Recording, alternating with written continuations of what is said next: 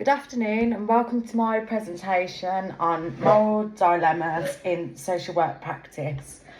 So in this presentation we are going to be looking at moral dilemmas that can occur in social work practice.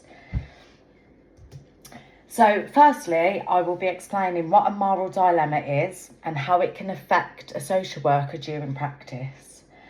Then I'll be looking at examples of moral dilemmas in social work practice, and then we'll be exploring solutions for these dilemmas.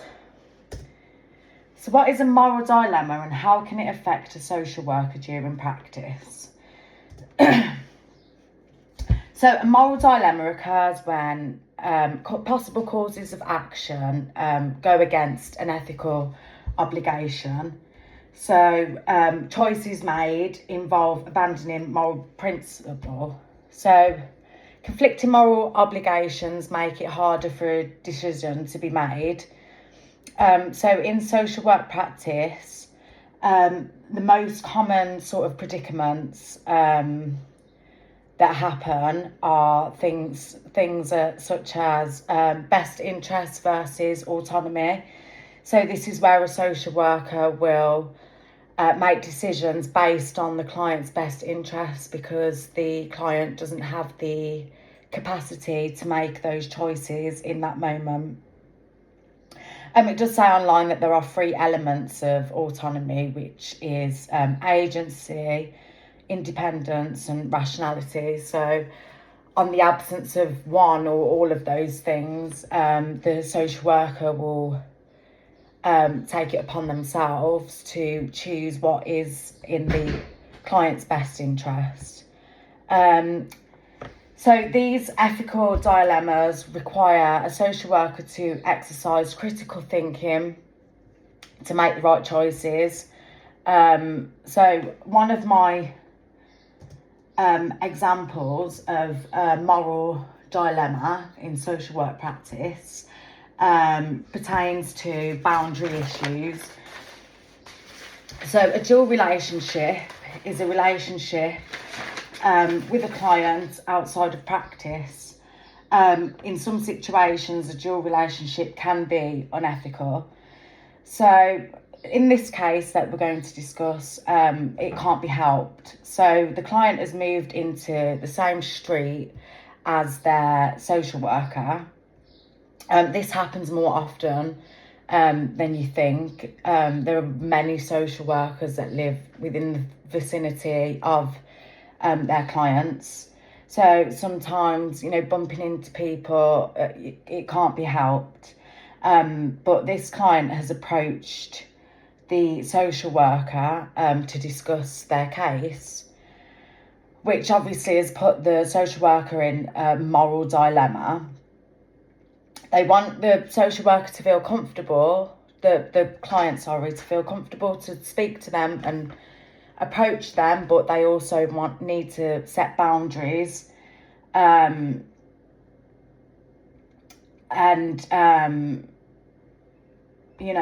social worker doesn't particularly want to discuss work outside of work.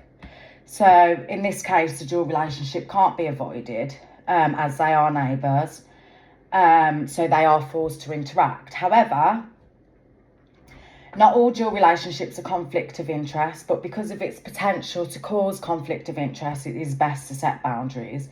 So the best possible solution to this would be to pre-establish a joint mutual agreement between the client and the social worker. So the social worker could explain when they are approached that they can get back to them within during work hours. So this kind of lets the client know not to expect them to help outside of work.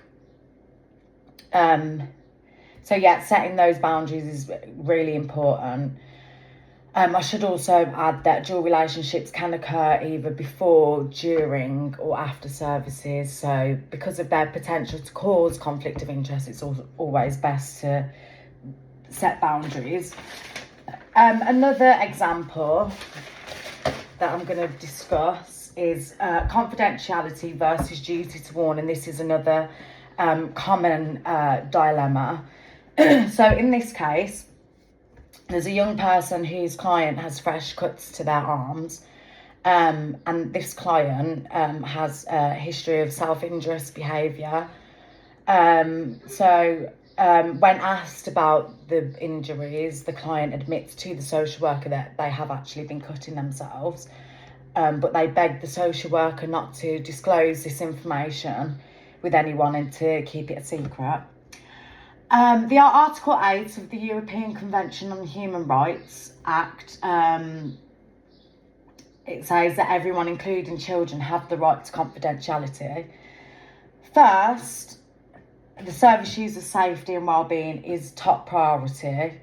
So the social worker must take steps to prevent harm, even though it could damage the trust between the client and social worker.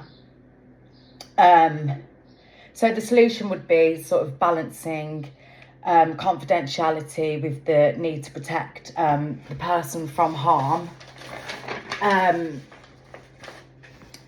the best thing to do would be to explain to the client that for their own safety, the social worker must disclose concerns over them cutting themselves. Might be important for the social worker to be direct but also compassionate with this information and reassure the client that the relationship can continue to be open and transparent like it was before, and praise them for being brave and speaking up. Explain how this is an ethical obligation and emphasise that most of what is discussed will remain private unless, of course, that there are concerns over anyone's safety. So looking back, we've looked at what moral dilemma is and how there isn't a universal one shoe that fits all solution to these dilemmas. Each one has its own distinctiveness and requires empathy and compassionate thinking to solve, without losing the client's confidence in the social worker. The answers aren't always black and white. Sometimes social workers must seek professional advice and guidance from either colleagues or manager.